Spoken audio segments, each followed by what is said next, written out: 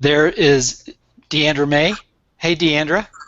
Hello. Hello. Sorry about the late start this afternoon. It was operator error, me being the operator. So these guys were all ready to go. They were on camera. I was on a different camera screen somewhere in cyberspace. Thank you for your patience. We're going to hear from the team of KidLitArt chat, or is it, how do you correctly say it in conversation? We just say KidLitArt. KidLitArt. Yeah. Or you don't say hashtag KidLitArt.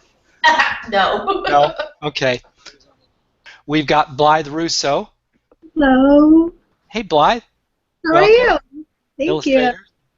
We've got Diandra Mae, who most of you already know well, illustrator and an illustrator coordinator of the Houston SCBWI chapter. Is that still accurate, Dee? Still happening, yep. Okay, the Space City Illustrators. Yeah, that's just the name for our little online collective because, it's better than Oil City. We got Rubin Pingk, illustrator. Hello. Hi, Rubin. And Hey, Mark. And I'm Mark Mitchell with Marks and Splashes Learning, and Russ should be on with us in a minute. Yeah, Renee Carilla is also a moderator, but her schedule won't allow for the chat because she's very much a part of the team as well. Very good. Okay, well, let's start off just asking about KidLitArt and what you guys do every Thursday except Thanksgiving. Or tell us about your wonderful group, Dee. Well, it started so many years ago. Yeah. It was started by Bonnie Adamson and Wendy Martin. Bonnie was the IC at the time of the SCBWI Carolinas group, and she was also a moderator for the KidLit chat group, which happens on Tuesdays. And it was brought up during their chat that there was, enough conversation for there to be an illustrators chat, and so, Wendy said, we should have an illustrators chat, and Bonnie said, I will if you'll help me moderate. So those two, kicked off the chat, and I joined in on, I guess, the second year when I joined Twitter, and I became aware of it. And it was a great group, and there was a lot of great conversation.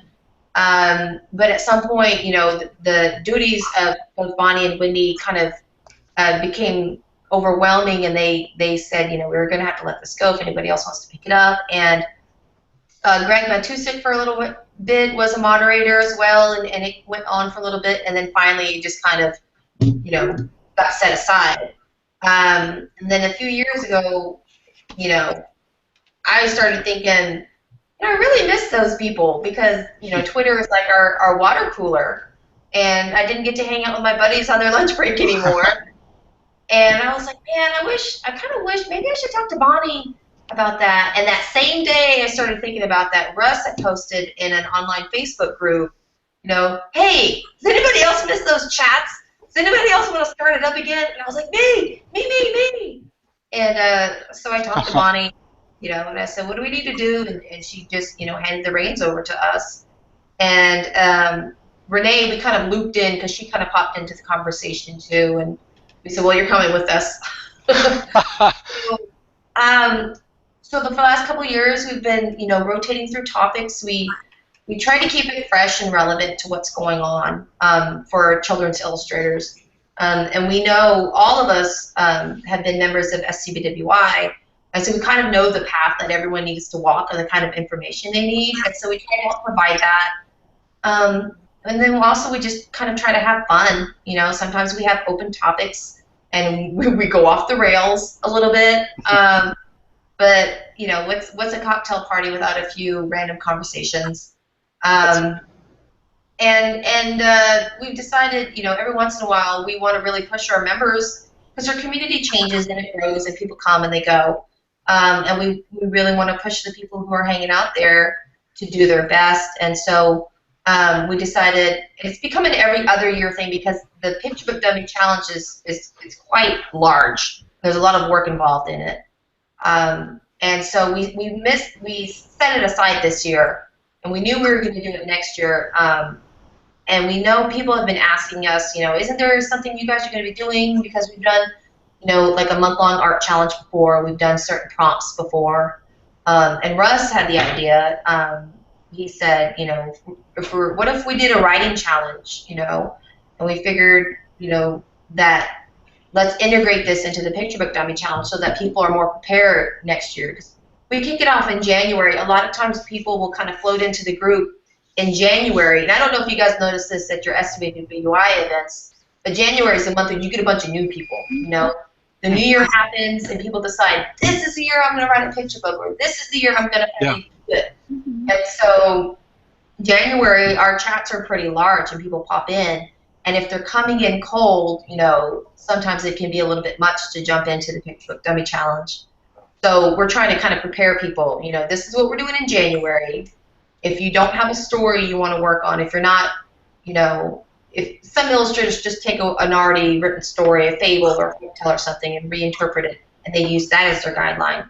But a lot more illustrators now, they're writing, and so we're kind of giving people a framework to follow, you know, with their writing so that they have their manuscript done by the end of the year. So in January, they can focus on the dummy process, so they're not getting bogged down trying to write and draw at the same time with it all. Great. Okay, now Russ has joined the call. Hey, Russ.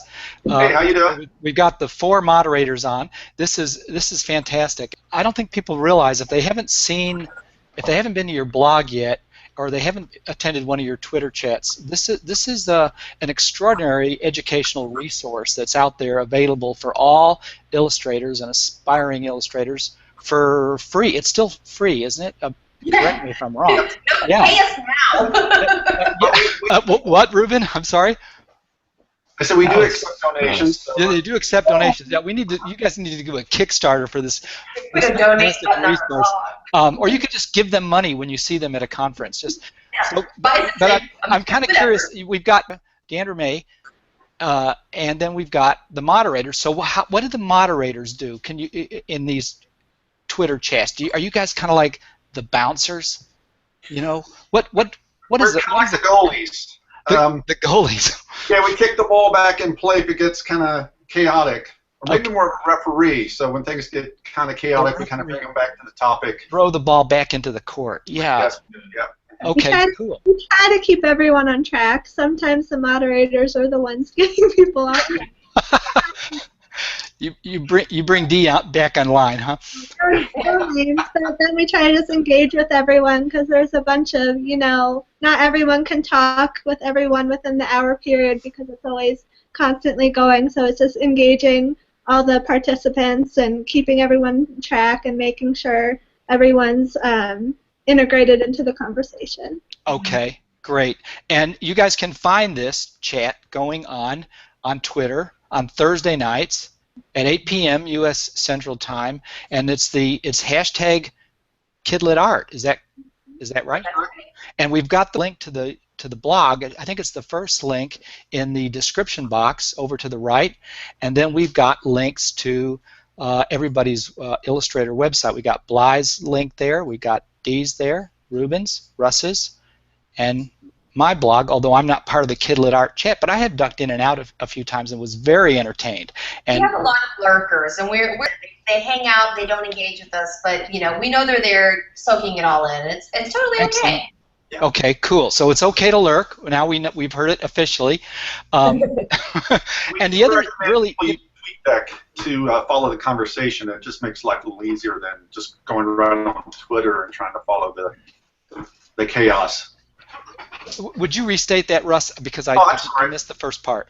We highly recommend that people use something like TweetDeck to follow the conversation. Okay. You don't have all the other conversations going on like if you just log on to Twitter.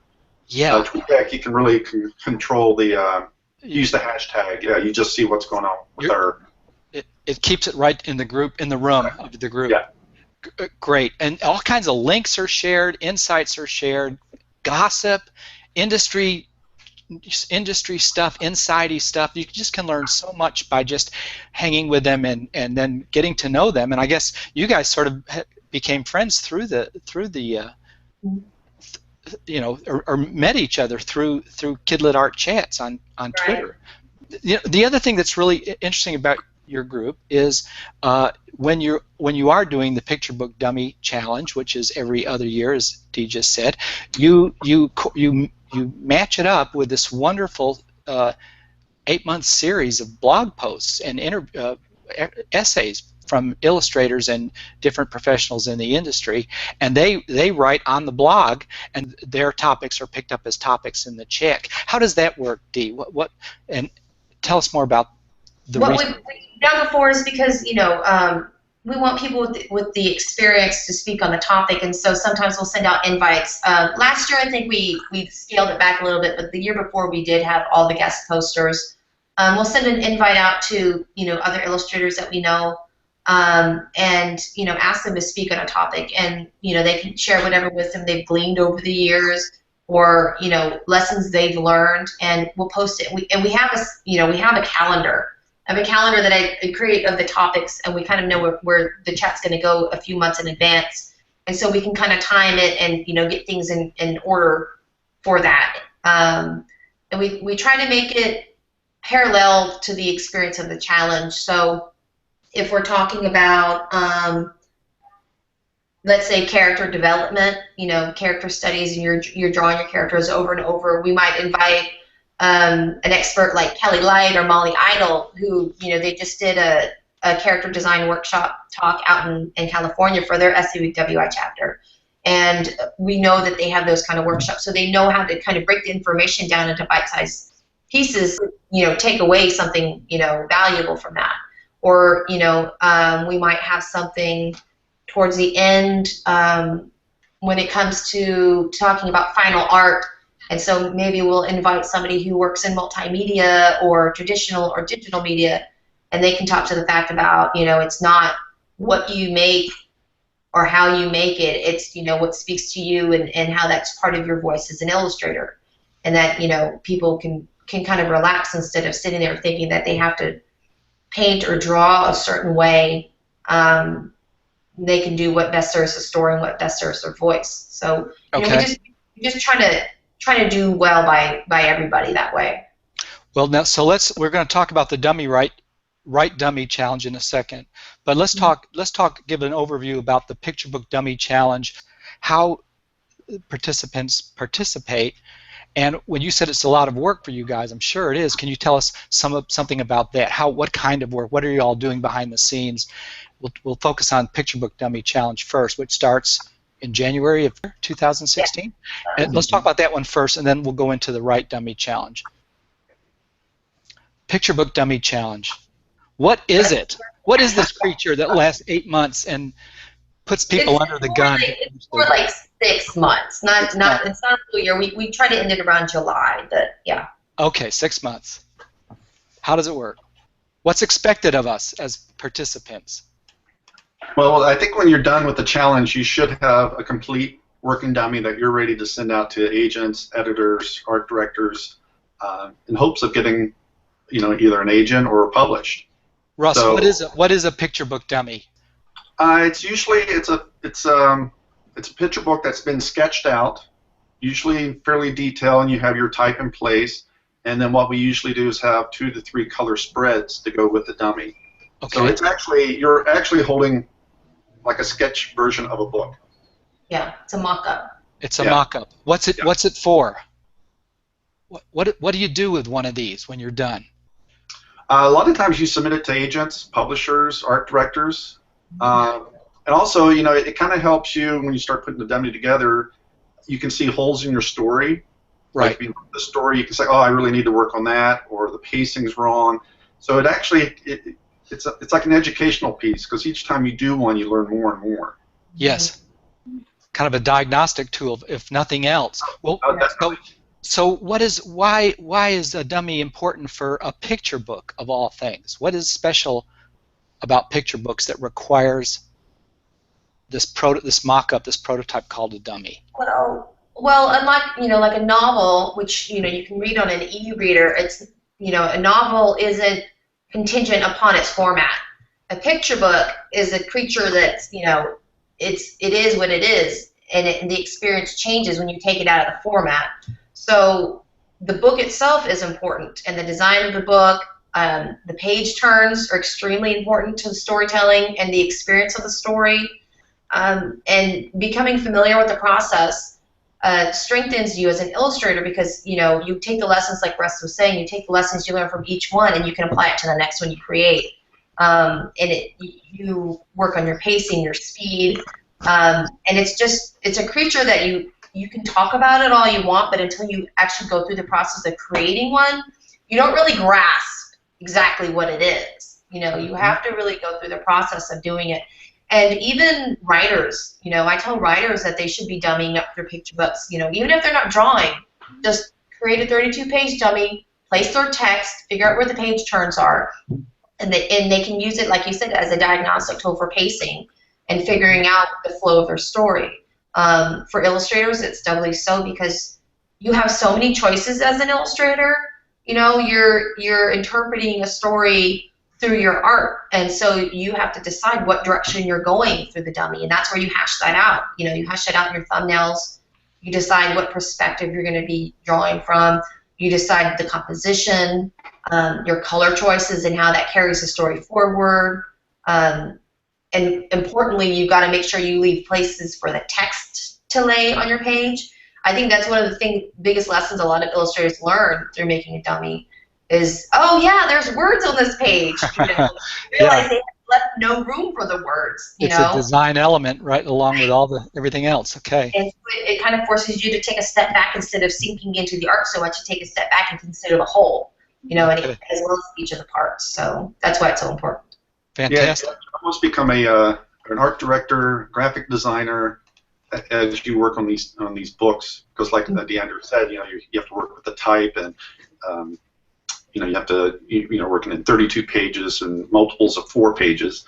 That's a lot of times a lot of things people don't understand. You know, it's like, oh, I have a 33-page dummy. No, you don't. You have to go 32 or 36. Right. So the Picture Book Dummy Challenge is a framework, a support structure for somebody putting their dummy together, and because you have calendarized your presentations on the blog by working illustrators and others in the industry, a person could actually step through the dummy making process during those 6 months, take the education from you guys, come to the Thursday night Twitter chats for feedback or Q&A or whatever they're needing at that moment, at that stage, and is this wonderful structure for someone to finish this very difficult, challenging process. I think a lot of creative types need a deadline to work towards. Yeah. If you don't have deadlines, we just kind of float around a little bit, and so you know that's one of the reasons we do these challenges is because people then have a deadline and they feel motivated, and you know maybe this will finally be the time that they cross the finish line, you know, and it's we try to stress, you know, yes, do your best, but it's not about the final product. It's about the process and understanding each thing.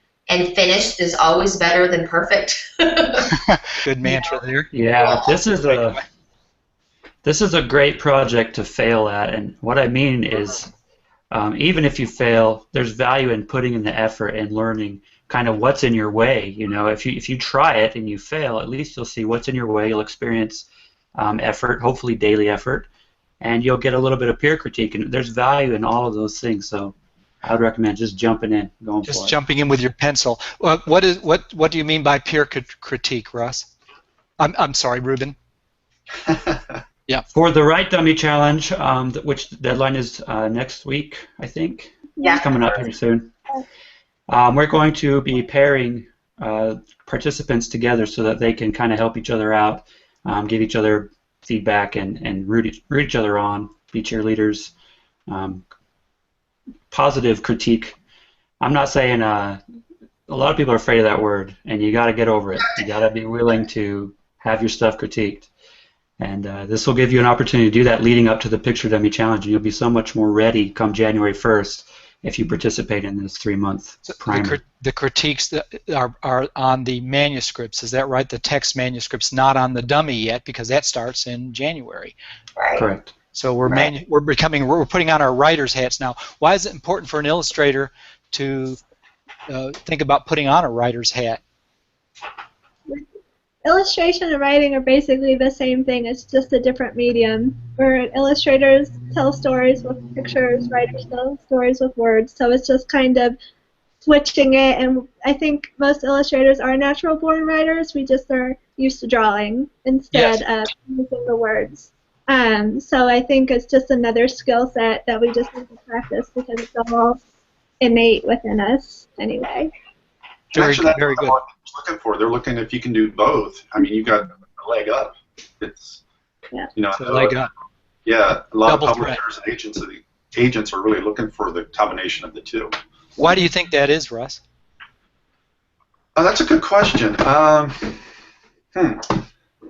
Somebody asked that in one of the publisher chats that they have online on Twitter every once in a while, and from what I remember the editor saying, she was saying that besides the cost of benefits, because there's only one person that you're paying, but as an author illustrator you get more money.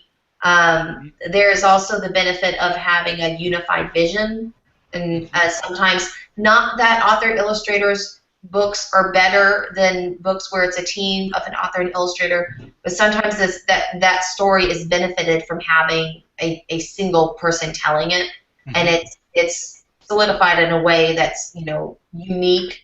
And then also I think they mentioned that streamlined process of only having to communicate with one person during the whole time instead of the writer and the illustrator and around and around. So that's a convenience factor for them, and for us, it's intellectual property that has value beyond the gig or the illustration assignment. Let me ask you, why is Twitter a good place for illustrators to hang out? Why do illustrators need social media? What's important about Twitter in particular, too? Because they're all hermits. Yeah, I was going to say because you can still stay in your cave but talk to people. And you can't say too much on Twitter, so you got those 140. Probably a good thing. Probably a good thing. It teaches you to pare down your writing, right? Yeah, I always compare Twitter to a cocktail party. I say to people who are really overwhelmed by it, I say Twitter is just one big cocktail party. It's just a matter of wandering around the room and finding the conversations that you want to be a part of. And if you follow the people, the right people, if you follow other illustrators, you follow, authors, editors, or agents, or whoever it is you want to follow, you'll see those conversations, and eventually you'll have social circles online. I have a great many friends that I've met on Twitter that I've never met in person. Yes. But, a bunch of them are coming to town in April for TLA, and we'll meet for the first time, and we already know we're going to have a good time. We already know we like each other, that we connect on that level, And Twitter is a tool for us. It's one of the easiest tools promotion-wise for us because we can share our work, because Twitter now has the expanded view of, when you put a JPEG up on there. We can, you get people to retweet you, and suddenly, the work you've done has traveled further than you had initially thought. And it's a great place to show your voice as a creator, to show what you're about. To connect to other like-minded people, and like you said, resources. There's so many resources, and people are really generous online, and it's a great place to see links and articles and open calls for submissions on stuff that, if you're just toiling away by yourself all day and never going online, you might miss. And it seems that a lot of art directors and editors and agents love hanging out on Twitter as well, and you can meet them there in a very informal cocktail party kind of environment, which makes it easier. They lurk in our chat all the time. We have art directors and agents and sometimes editors who will lurk in our chats, and just every once in a while they'll pop in with something, really solid, some solid advice, and they'll just pop in, and sometimes they engage the whole time.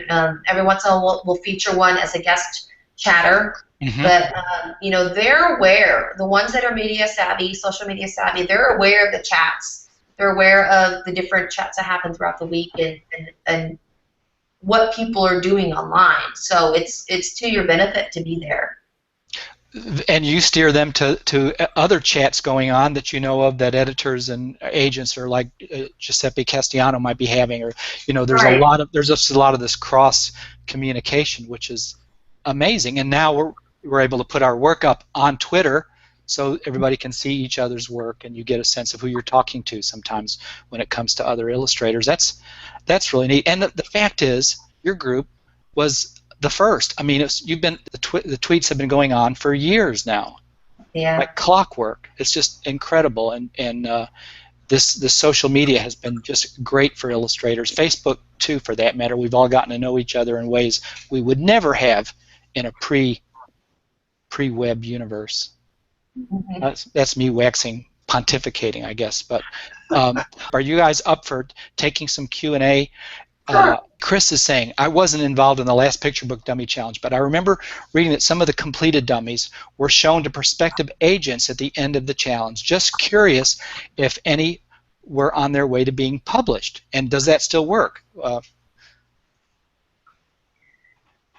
I'm trying to think. I think we had the prize was we had an editor pick 3 pitches, and then they were submitted. Is that correct? Is that what we did last time? I think so. It was the people who completed a challenge signed up for the grand prize, and then they did so by sharing a pitch, which is something we'll cover at the end of the Write Dummy Challenge as well. They shared a pitch for their story, and then our secret judge picked the 3 they felt were the most promising for publication. Mm-hmm. And I think then those 3 sent in their dummies and received feedback on them. Mm-hmm. I don't know if they then took the step further about submitting. I can only recall one of the winners was Greg. Do you know, Russ, if anything happened with that? I don't think so, but I mean, yeah, that's a good question. But I know conversations have started. When we did when Bonnie and Wendy did the challenge for the first time, one of my pitches was actually picked by an agent, and she gave me feedback on the story. And I'm still in contact with that person, and she has openly said, "You ever have anything, send it to me." So I mean, connections are made. It's just a matter of timing. And timing is such an issue in this industry. When an agent or editor is closed or open, if they're open to new clients and etc. But it's still an opportunity that's kind of too good to pass up, And we stress that the grand prize is not the end goal for this. It's kind of a reward. It's because, like we said, the process of creating the dummy is an education that everybody needs, especially if this is what you want to do professionally. But yeah, it's a nice little perk.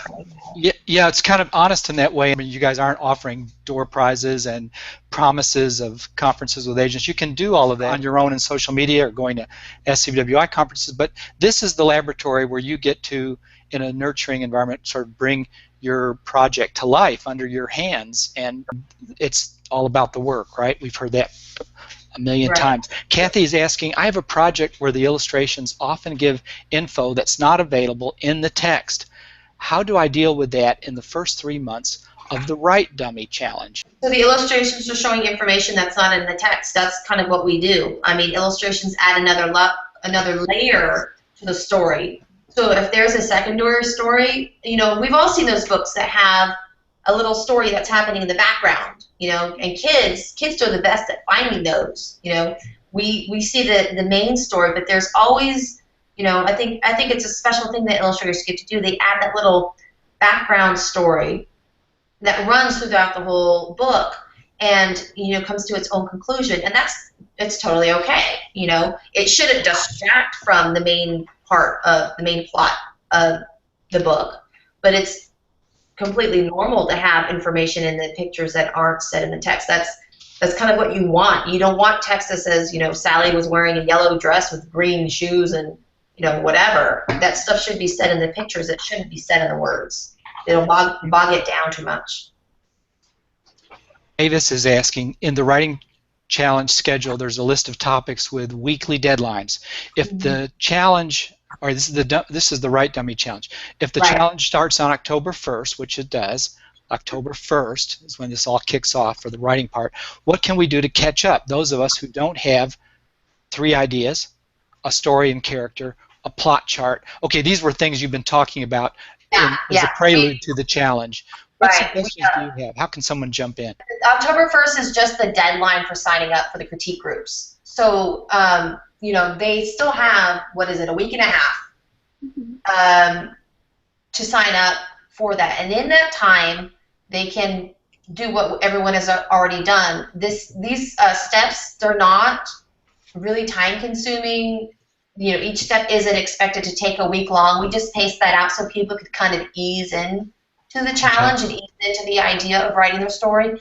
If they have a story they know they want to write, that they just get to work. You know, if they don't have a story they want to write, then this is the time they need to start brainstorming. They need to think about those ideas that they have written down that have been niggling in the back of their mind that they want to develop. You know, if they have a character who insists that you know, it's their turn, you know, now is the time to get to know that character, figure out what their conflict and problem is in the story, and just, you know, write that stuff out, outline it if they need to. You know, we'll start actually swapping drafts. I think the first draft swap is October 15th. So they have from now until, you know, October 8th, we have finished draft 1. They have now until then to kind of get their, you know, ducks in a row. Okay. Great. Chris is asking, can you give more details about the plot chart, which is step 3? Can you talk about that now? The plot chart is something I used to teach to my 7th graders. I used to be an English teacher, and it's the basic for any fiction storytelling. If you Google plot chart, there will be a dozen different diagrams, but basically it's the basic format of a story. You have your exposition, which is your beginning and your introduction of a character, and then you have your conflict. And that's the problem. You know, what does that character want and what's stopping them from getting it? And that's when the conflict happens. And that's when the action starts rising. And that the rising action is when they're attempting to overcome this problem. You know, and so that can go up and down and however many different ways you want to do that. If you ever see a plot chart for a novel, you know, that goes it looks like a mountain range. You know, picture book's a little bit more simpler. It's usually just one peak. You know, and then when the character, however many times they try it, usually it's a 3-act story. When they solve that problem, that's the resolution, and so then the action starts falling because, you know, the story is coming to an end. But all of that kind of stuff it's available online. All they have to do is Google it and pick which one, you know, speaks clearly to them. And it's just basically an easy way to kind of outline your story. Make sure you know the character, you know what the problem is, you know. The attempts at solving it, how it's going to end. I think a lot of us, when we come up with a story, we know the ending, you know, but maybe we don't know the middle. It's called the saggy middle for a reason. It's the hardest part to write, you know, and that's why you got to make sure it contains the oomph all the way through. So, you know, you can do plot charts over dozens and dozens of times until you figure out if your story is going to flow the way it needs to flow. Fantastic. Yeah, neat. From a 7th grade writing teacher, no less. That's really, really cool. When I first knew Dee, she was teaching, and yeah, it's amazing how much kids are given information about how to write stories and how to write exposition. I mean, they learn that. It's real sophisticated stuff really early, it seems like. Well, and they learn it on the laps of their parents. The kids looking at your picture books, they're going to know, and they will totally check out if that action doesn't kick in soon enough. They're like, I'm out. You know? On to the next book. So that's a really good point. And the picture book is our first introduction to Aristotle's dramatic theory and the whole storytelling, the whole human experience distilled down into 28 pages of pictures and text. It's their introduction to art and literature at the same time, and we're creating it for them. That's very inspiring. All right, so Paul's got a question for us. Asking, all right, this is I'm assuming he's talking about the Write Dummy Challenge. What do you suggest about textless picture books? Ooh. That's a good one, isn't it? That is a good one. I mean, I couldn't find any places matching art literature. Hold on, my iPhone just started talking to me. Oh. All right, Siri, this is not the time or the place. I still think you have to write the story, you know, whether you are going to use words or not. You still have to plot it out, like Diandra said. You know, you have to create your arc, and you're still going to do basic writing. At least that's how I would approach it. Write something for the critique group, well, and understanding that that's not going to appear in the book, but this is my book. The easiest way to probably do a wordless picture book, you know, if you're an illustrator especially, is just to write art notes for yourself. So if you're getting someone else to critique, they know what's inside your head because they can't look in your head and see the pictures that you have for it. Yes. We're not there yet. And you know, he can still do the plot chart. And we discussed this in our chat last week. Part of writing as an illustrator is you're going to start drawing early on, you know, and there's nothing wrong with it if you already know what your character looks like because you've created a sketch. If you've got sketches of the world that this story is happening in, that's totally normal. If as you're writing certain plot points in the story, you have a thumbnail because, oh, I know exactly what this is going to look like, that's totally normal. The best way to check pacing and such for a wordless picture book is to do a thumbnail storyboard. You know, just 32, and we'll probably put a diagram up of this, 32 pages of the flow and the setup of a picture book, and just you draw on those little squares what each thing is going to be, and so that you can see pulled back how that story flows, because you're not relying on words at all, so the picture has to do 100% of the work. And you know, study masters like David Wiesner, you know, and look at his books, Tuesday, Flotsam, Mr. Waffles. I've seen him speak about his process, and that's what he does. He draws and draws and draws and draws and draws over and over and over again until that story just flows seamlessly between images. And it's not impossible to do. It just, you know, it's a different aspect. Yeah, Unspoken by Henry Cole is another fantastic example of a wordless. Well, you guys know wordless picture books. I'm sure everyone watching has their favorites. Heather's asking, Dee, do you have a format to present a graphic picture book style that would work for the critique group? Okay, so you're talking about for the Write Dummy Challenge, Heather, I presume. Okay. So what was the question again? A format she's asking, yeah, to present a I think she means like a graphic novel picture book style. Oh, she's asking the right person. If you're doing a graphic novel style format, you know, our challenge is mostly focused on picture books, but there are several picture books, especially now, that include comic panels and word bubbles and those kind of comic elements, and that's totally fine. Because of the formatting, you're going to probably want to, as part of your manuscript, include comic script techniques, which if you just Google, you know, comic script writing, you'll find examples. Don't look at Alan Moore's because those are crazy, but you'll find dozens of examples of what a comic script looks like. And basically, it's written like a stage play. You have your introduction to characters, you have, you know, the page number, and then you break the page down to the elements that are in it. So if you have a picture book and the page, you know, it's one page and there's maybe, you know, 2 small panels inset, then you need to write panel 1 and then explain what's in that panel. If there's talking in that panel, then you need to have dialogue tags and what the dialogue is going to be. So you're going to have to break that down so that the person who's reading that manuscript can imagine that, oh, it's not just one giant image, this is multiple images happening on each page, and this is multiple elements happening on each page. Is that book Robot coming out? That's almost like a wordless picture book, graphic novel, isn't it? A loss for the author illustrator, but there are a lot. Hold on a second, I'll get there are a lot. You got some show and tell. I've got a room full of those things, but everybody's running to get their favorite wordless picture book or graphic novel. Okay, this isn't completely wordless, but this is Toon Books. This is Jeff Smith. He was the creator of Bone. So if you know graphic novels, you know who he is. Toon Books are like comic books for beginning readers and toddlers. They started out with the really young ones, and now they've moved up. You know, this is kind of like an early reader format with mini. Right. And now they've moved up kind of into early chapter books. They're doing books about mythology and more complex stories. So in this book, you know, Little Mouse is supposed to be getting ready for school. And so we have, you know, it's an open spread, just a regular spread, just like you see in a regular picture book. And he says, Little Mouse, and he says, yes, Mama. Okay, so that looks just like a regular picture book except with word bubbles.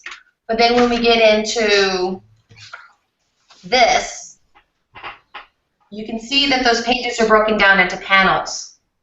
And so what you would need to do in your manuscript is say, you know, page 12, panel 1. I can't wait to see the chickens in the barn. You know, Little Mouse tries to put on his sock. Panel 2, they dropped lots of yummy seeds on the ground. Little Mouse is still struggling to get his sock on. You know, you're going to have to do your art notes and your dialogue, and you're going to have to spell it out for your readers.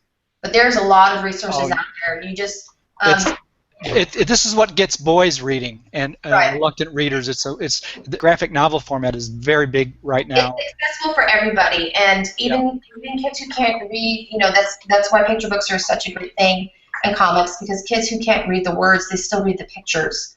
But we stressed in our chat, I guess it was last week, writing as an illustrator, to read.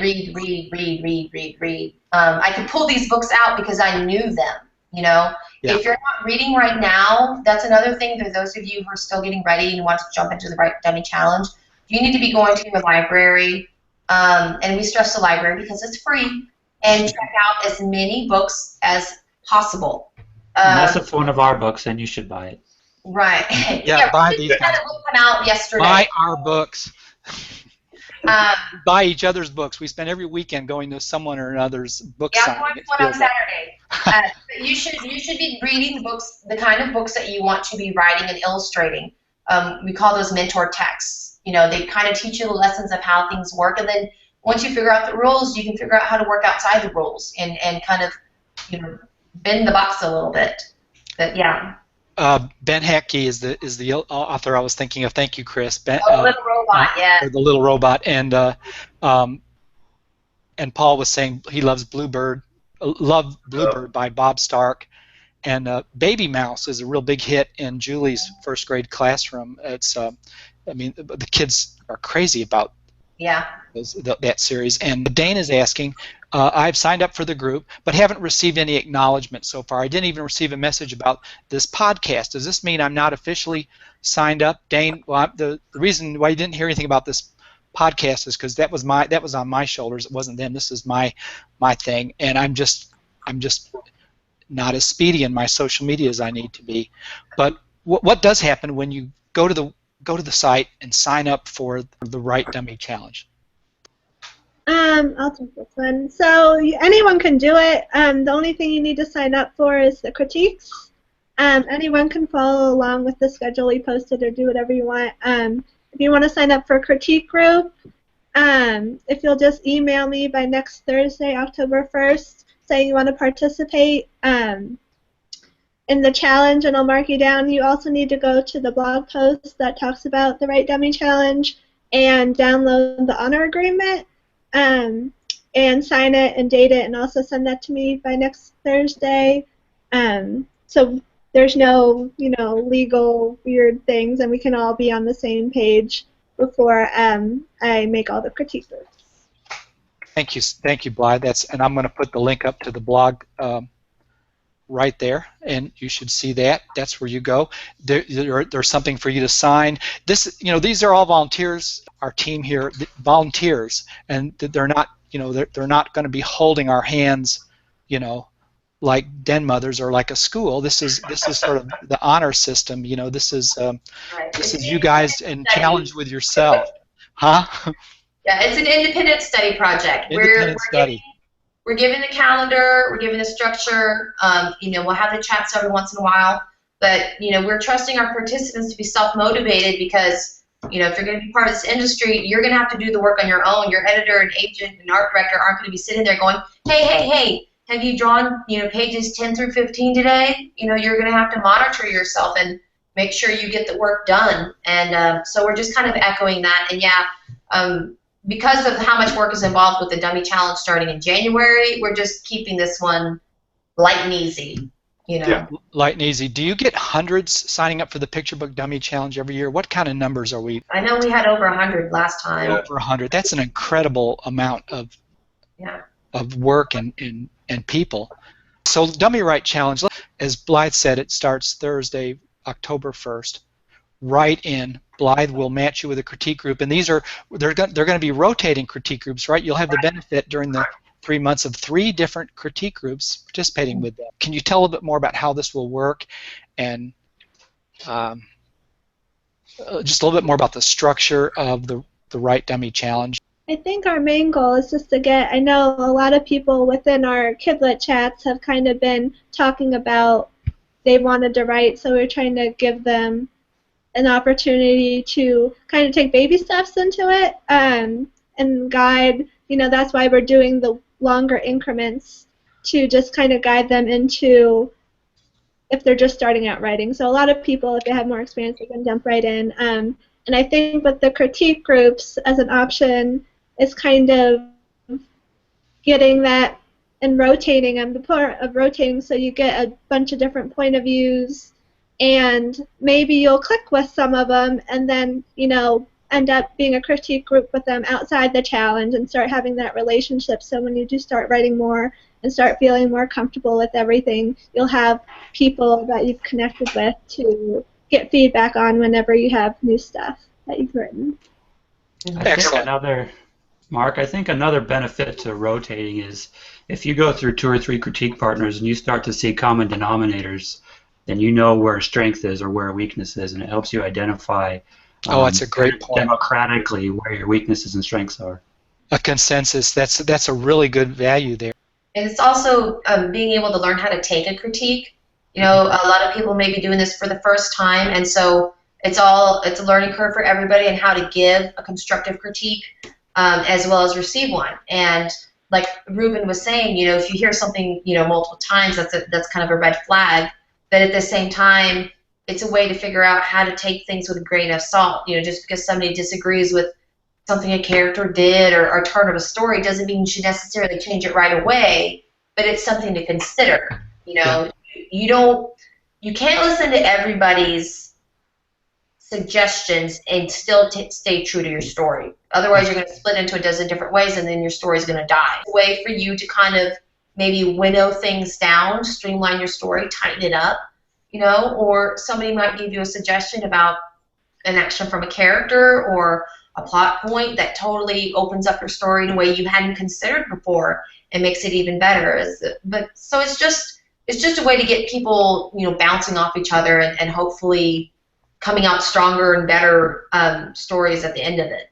Yeah, and sometimes it takes 2 or 3 iterations of a critique group before you find the right critique group, the right chemistry or the right insights for your project. And so this kind of mimics a real world situation where you have to kind of shop around and try out some different critique groups. It's really a fun progressive idea on your guys' part. In our Austin chapter, we have a lot of published children's book writers. Our Austin chapter of SCBWI, just about every one of them that I know is in a critique group. And it's already been mentioned here, you guys have all underscored how important a critique group is. And illustrators, we're trying to leverage you guys over into the writing world if you haven't done it already, because we think it's a good way, in my community, we feel like it's a good way to build up some intellectual property. So we want to encourage all of you illustrators out there who are just hired hand type illustrators to think about creating, because as Blythe mentioned, mostly illustrators are writers, they're just doing it with pictures. They're writers and they may not even know it yet. Yeah, there was one more question here. It was from Heather. A good question. Are you matching genres? For example, nonfiction. No, because no one's sending me their picture ideas or anything. I think it's also good to have people from different genres, to get different feedback. You don't want everyone who's doing the same thing, because then you want differing opinions. But yeah, no one's doing a picture or anything, so I'm just doing it by person right now. Just doing it by person to person. Chris is asking, do you have to participate in the Write Challenge to go into the Picture Book Dummy Challenge in January? No. No. The Dummy Challenge was basically started because I think when we started doing the Dummy Challenge, there was only a few weeks of really writing, and I think a lot of people were stumbling at that point. So we figured if we give people 3 to 4 months to really write their story, get it developed, and get it down and worked out, that when it's time to do the dummy, they could just step right in and then go right to the pictures and character development and end pieces. So if you already have a story and it's all ready to go, you can wait till January and step right in. So no, it's not a requirement.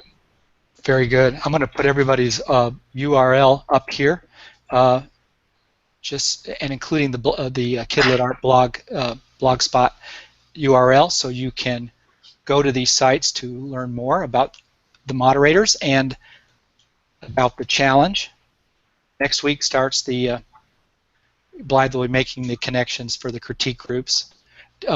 In closing, we're gonna kind of wrap up here. In closing, though, do any of you guys have a little quick war story to tell about your experience crafting your first picture book dummy, and something that you remember vividly about it, to maybe give hope? My book that just came out in May was 5 years in the works. I did this little drawing, and Debbie Ohe said, you know, you should write a story for that. I'm like, I don't write stories, I just draw pictures. She goes, no, you should write a story. I said, I really, no, never thought about it. She goes, well, if you don't, I'm going to. So I kind of lit a fire under me, so I sat down and I wrote this story, and I read it to my wife, and she's like, that is horrible. There was no structure, I had no idea what I was doing, so I sat down and wrote a second draft, and I think it was even worse.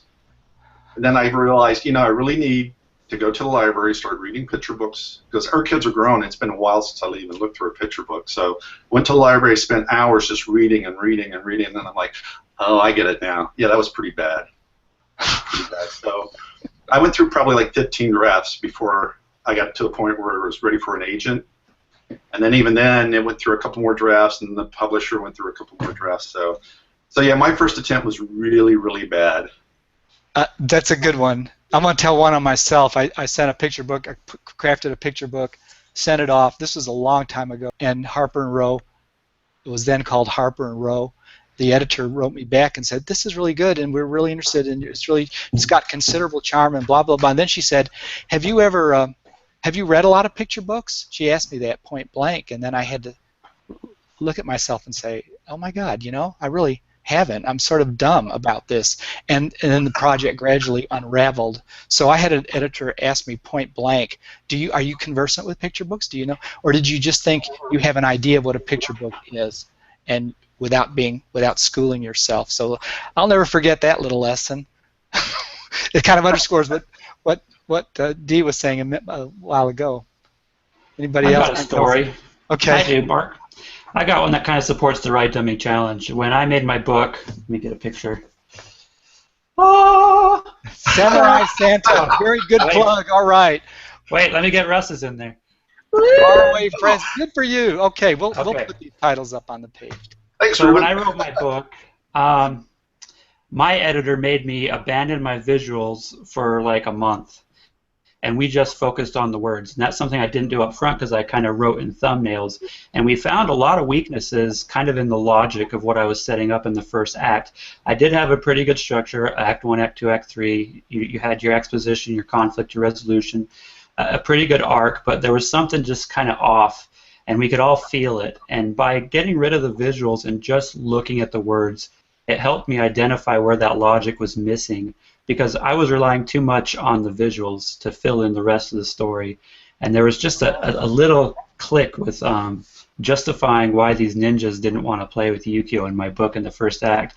And we solved that by getting rid of the visuals and just focusing on the words. And it also helped me kind of see the lyricism of the words and the way they could just kind of flowed without the pictures. It helped, it lent toward that too. So there are benefits, and it might be something, as was in my case, that your editor makes you do eventually anyway, so you might as well do it now and get it done. Fantastic. Fantastic. You know, what is often said is that the first thing they'll pick up in your submission package is the text, the manuscript. They'll read that. If that's not working for them, they're not even going to open your dummy and look at your pictures, because it really does start with the language. Do you agree? Oh yeah, and I think you really need to read your stories out loud, even in front of the mirror. Just read out loud so you can hear if it has a beat to it. There's a rhythm. You can find the clunky spots and start tripping over words. So I think that's really important to do at first. So when I read it to my wife, she was like, "Oof, oof." Oof, you don't want to hear that. Oof. That's what the Write Dummy Challenge is for, to get rid of all those oofs, get them out of the way, and correct them, huh? Anybody else want to tell a fun picture book dummy challenge, personal challenge story? Well, the first dummy I ever made is sitting in a drawer, and it's never going to see the light of day. So I've got a few of those. It's just part of the process. You got to get those stinkers out so that it clears the way for the really good ones. The latest dummy I've made, I had critiqued at our local conference in the spring, and the agent read it, and she loved it. But like Rubin said, you know, I was letting the illustrations do a lot of the heavy lifting. And she said, you know, I love the voice, I love the story. There's a rhythm here. She's like, but it's really scarce. Like it's a little too light on the text. She said, you know, you can flesh this out more.